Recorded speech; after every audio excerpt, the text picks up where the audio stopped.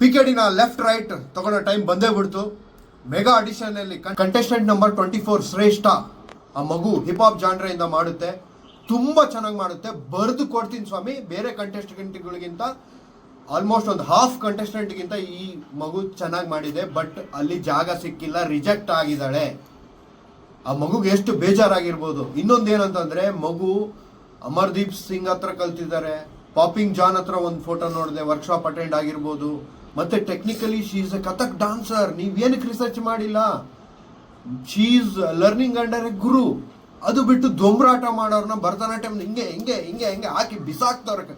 ಪೇರೆಂಟ್ಸಿಗೆ ಒಂದು ಕಿವಿ ಮಾತು ಹೇಳ್ತೀನಿ, ಮೇಡಮ್ ನೀವು ಬ್ಯಾಗಿ ಟಿ ಶರ್ಟ್ ಹಾಕೊಂಡು ಹೋದ್ರೆ ಹೆಂಗ್ರಿ ಮೇಡಮ್ ಸೆಲೆಕ್ಟ್ ಮಾಡ್ತಾರೆ?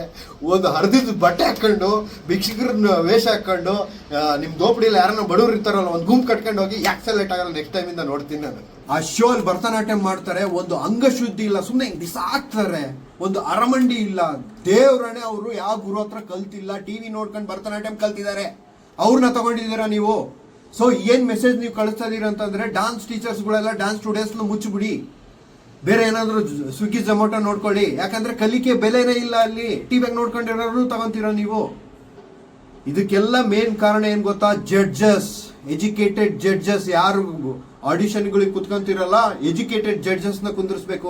ಡಾನ್ಸ್ ಬಗ್ಗೆ ನಾಲೆಜೇ ಇಲ್ದಾರನ್ನ ಕುಂದಿರ್ಸಿದ್ರೆ ಹೀಗೆ ಇಂಜಸ್ಟಿಸ್ ಆಗೋದು ಎಲ್ಲ ಡಾನ್ಸರ್ಸ್ಗೆ. ದಯವಿಟ್ಟು ಈ ವಿಡಿಯೋನ ಶೇರ್ ಮಾಡಿ, ಆ ಮಗುಗೆ ಜಸ್ಟಿಸ್ ಒದಗಿಸ್ಕೊಳ್ಳಿ. ನಾನು ಟ್ಯಾಗ್ ಮಾಡ್ತೀನಿ. ಆ ಮಗು ಡ್ಯಾನ್ಸ್ ನೋಡಿ ಎಷ್ಟು ಚೆನ್ನಾಗಿ ಮಾಡಿದೆ. ಆ ಮಗುಗೆ ಲೈಕ್ ಕೊಡಿ, ಆ ಮಗು ಸಪೋರ್ಟ್ ಮಾಡಿ, ಫಾಲೋ ಮಾಡಿ. Thank you so much.